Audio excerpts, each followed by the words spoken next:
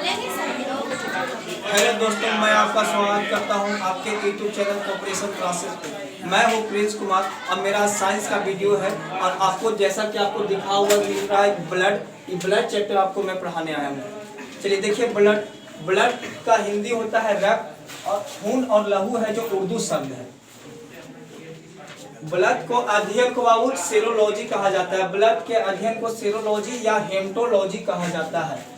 आज कहा जाता है ब्लड का पीएच वैल्यू होता है जो 7.4 होता है।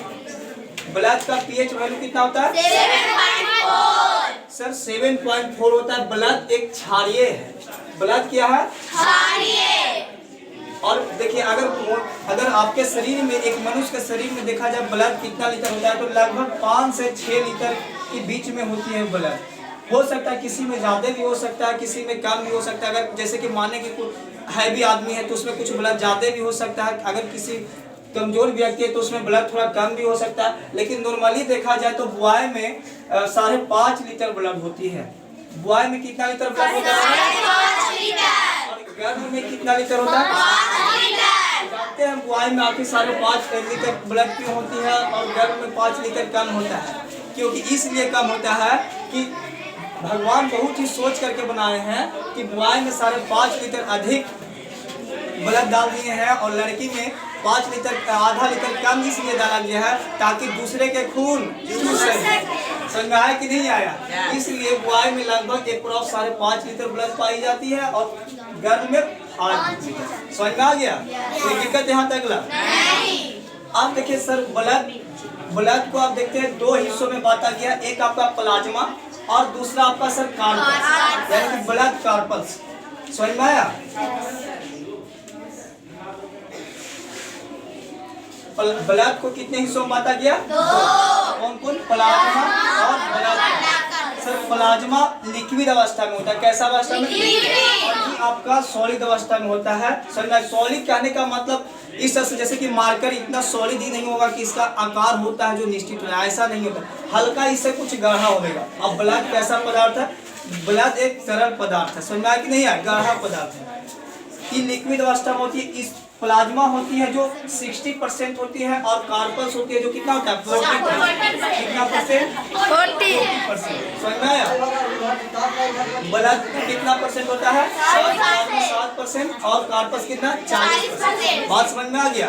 अब ये देखिए 7%। कोई किताब होता है 55 से 7 देता है, कोई 45 से 55 देता है, लेकिन हम अप्रॉक्स मान लेते हैं प्लाज्मा कितना है? 7% और ब्लड कार्पस कितना प्रतिशत होता है? 40%। बात समझ में आ गया?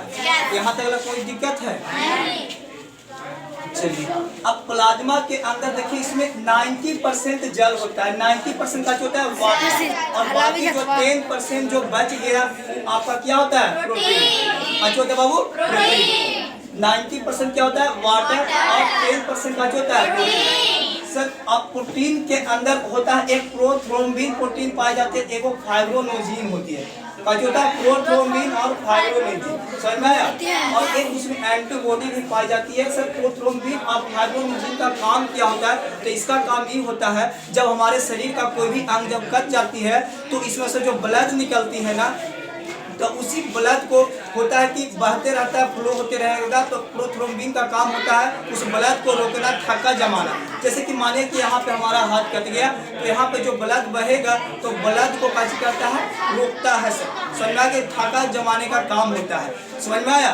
तो प्रोथ्रोम्बिन और फाइब्रोनोजिन हमारे शरीर ब्लड के अंदर बहुत रहना जरूरी है। अगर ये नहीं रहेगा तो हमारे ब्लड जब कट जाएगा तो ये सही नहीं होगा। समझ में आ गया? रुकने नहीं करेगा, ब्लड अब फ्लो होते रहेगा। बात समझ में आ गया? कोई दिक्कत? चलिए, एंटीबॉडी का काम क्या होता है सर? तो एंटीबॉडी का काम होता है बीमारियों से लड़ने में, कि बैक्टीरिया वायरस को थोड़ा मारने का काम करता है। किसका काम होता है? एंटीबॉडी। सर ये सीरम क्या है? तो सीरम ये होता है सर, जैसे कि आपको डॉक्टर के पास जाते हैं तो आपको होता है कि इलाज कराने जाते हैं तो डॉक्टर लिख देता है कि आप सबसे पहले ब्लड आप जांच करवा के आइए।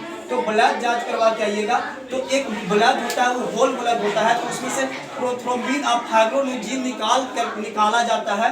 तब काची कब बनता है? बहुत सीरम। जैसे कि आप लोग गाँव में के होगे, आप जैसे कि दही दही देखे है ना, अगर दही में से मक्खन निकाल लिया जाए तो क्या बन जाता है? मक्खन बन जाता है कि नहीं बन जाता है? उसी प्रकार ब्लड में से प्रोथ्रोम्बिन और फाइब्रोनेजिन प्रोटीन जब निकाल ली जाती है तब वो क्या बन जाता है? सीरम। और सीरम हल्का येलो कलर का होता है। कैसा होता है बहू? बात समझ में आया? यही सीरम को एक डॉक्टर क्या करता है, इस सीरम को एक मशीन के अंदर डाला जाता है और उस मशीन को बहुत ही तेज घुमाया जाता है। काजी किया जाता है? बहुत अनेकों प्रकार की मशीनें होती है जिसे इसमें प्रोथ्रोम्बिन को अलग किया जाता है, फाइब्रोनेजिन को अलग किया जाता है और सीरम को निकालता है। इस दोनों प्रोटीन को निकाला जाता है तो सीरम का निर्माण होता है। किस चीज का निर्माण होता है? और यही सीरम जब निकल जाता है तो क्या होता है, जो गाढ़ा पदार्थ होती है जो नीचे बैठ जाती है और जो प्लाज्मा होती है, वाटर होती है, जो कहाँ उठ जाती है? ऊपर उठ जाती है। समझ में आया? कोई दिक्कत यहाँ तक? और यही सीरम होती है ना, कैसी कलर की होती है? येलो। इसी को डॉक्टर क्या करता है, एक शीशे के ऊपर रख करके और माइक्रोस्कोप से देखा जाता है और वही देखने के बाद उसमें छोटे छोटे कीटाणु वगैरह जो जर्म्स होते हैं, बैक्टीरिया वगैरह होते हैं, उसी को देखा जाता है और फिर उसके अनुसार डॉक्टर इलाज कर देते हैं। बात समझ में आया? चलिए यहाँ तक आपका रहा ब्लड कॉर्पस। अब ये हिस्सा आपको कल पढ़ा दिया जाएगा। आज भर इतना ही। अगर वीडियो अच्छी लगी होगा तो लाइक कीजिएगा और शेयर कीजिएगा।